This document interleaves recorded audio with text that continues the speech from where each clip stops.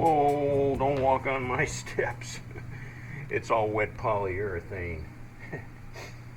Yeah, I figured with the weather being what it is, I can't go riding, so might as well do some house upkeep. These steps were pretty tore up, and it was a long time coming, but they needed refinished. Years ago, we had a couple of wolf dogs. We used to raise wolf hybrids, I guess. They weren't pure wolves, but they were house dogs nonetheless. They liked to be in the house, and as you can imagine, they're pretty big dogs. Well, when we'd go upstairs to the loft, they'd get pretty excited, and they'd come flying around this corner and go up the steps, and they'd be all claws, and they gouged up all the finish on these stairs. They had them tore up pretty good. And so I had to sand them down pretty hard. I started last week at the top, worked my way down with the random orbital sander. Used like an 80 grit, sanded them all down, and then I went over them with a finer grit sandpaper and sanded them again. And then I also have a Dremel that I used, to get back into the corners with, where the orbital sander wouldn't get. Then I started this week with stain. I had to put a coat of stain on them because once you sand them, it was very, very light wood and it wouldn't match the grain of the wood in the rest of the house. And then once they were stained, I put a coat of polyurethane on yesterday, and this is the second coat of polyurethane, and I'm hoping this will be good enough to finish the project. And we still have 4 cats in the house, so I have cleverly devised this barrier to keep them off of the wet polyurethane. Get my paintbrush cleaned up here. Yeah, I like to keep the house up about as much as I like to take care of my motorcycle. Got to keep the place in good shape. If you don't, things just tend to fall apart. Like they say, nothing lasts forever. And boy, that's the truth. When you have a house, you find that out in a hurry. Well, let me show you some of the tools I use to get these stairs finished. I've got this rigid random orbital sander.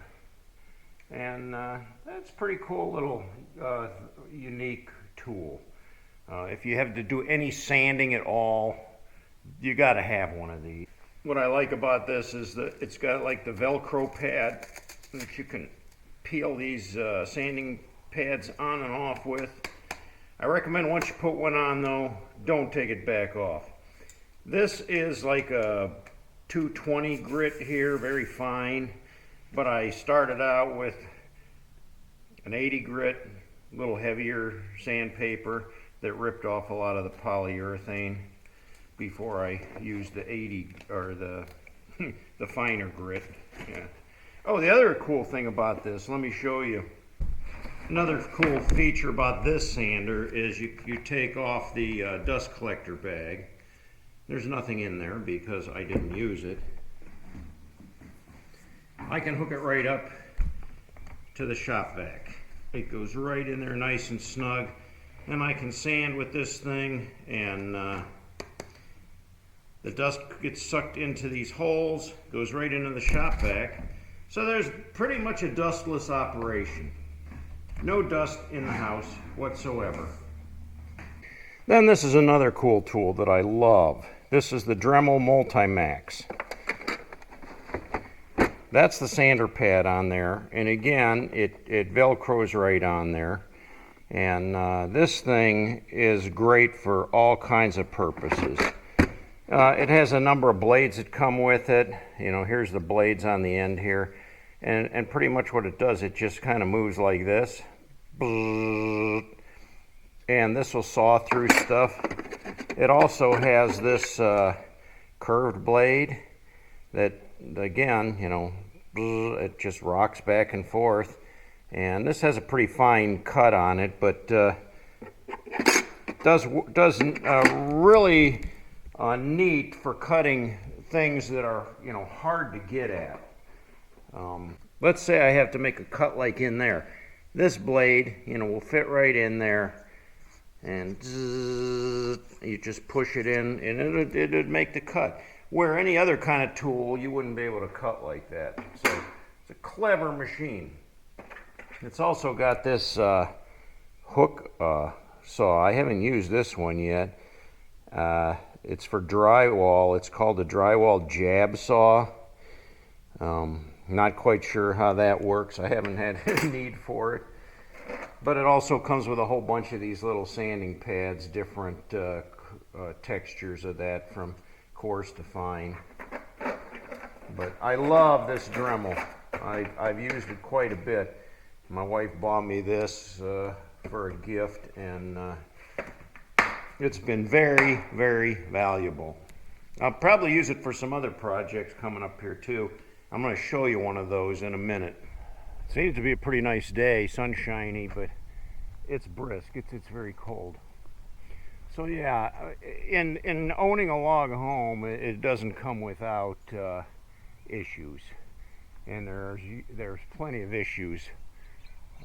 I have to put a sealer preservative on these logs regularly. I haven't done it for a couple of years, but you'll see there's a couple little issues. That's not really rot, it's just chipped out there. But I have caulked in between these joints, and you can see that caulk's getting pretty old and dried out. That's not my big concern though. I can always go back and re-caulk everything. Here's some caulk that's failing, that needs redone. My big problem's down at this end though. Let me get around the fence here where I can get the camera up here and show you. Yeah, this is a big problem here. That's just rotten. So that's going to need to be replaced. And there's one way up at the top that needs replaced. There's this one here at the top of the window that's going to have to be replaced. And I do have, the rest of these are in pretty good shape. 2 or 3 of them that's got to be replaced though. So what we'll have to do is, like on this one here, you say, well, how do you replace that? Well, we'll probably, this is solid back into here, so we'll probably cut it in here, and I don't think we'll take it all the way back to the window, but we could. We'll probably just cut it here and take half of this out to this point, and then I have some brand new logs that I've kept in the basement, and I can replace this, and I can replace that top one, I can replace that one there, and maybe one other one. It looks like a challenge, but I'm up for the challenge. I mean, I've done carpentry work, I've done woodwork, I've done wood carving, so really I don't see it to be much different. Might be a little bit of a pain in the neck, but my brother may be able to help me on that. My brother's got a contractor business in Stowe, Ohio, Avery Enterprise. His business is really growing fast too. He's getting to the point where now he's doing condos and things like that. And his sons work for him too, but their construction company is just, they do amazing work. And he's offered to give me a hand if I'll take it. So he's got some scaffolding we could set up to work off of. He's got a whole truckload of tools, whatever.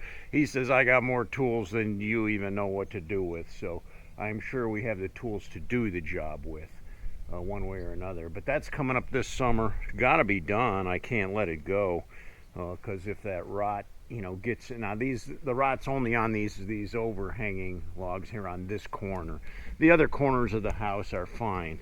I think this corner gets the brunt of the weather. And but yeah, that's got to be done. The T111 up above is going to have to be stained again, so I'm not looking forward to that job. But you can see the stain's okay here, but look at this corner of the house. This corner of the house really takes a beating from the weather. It really does.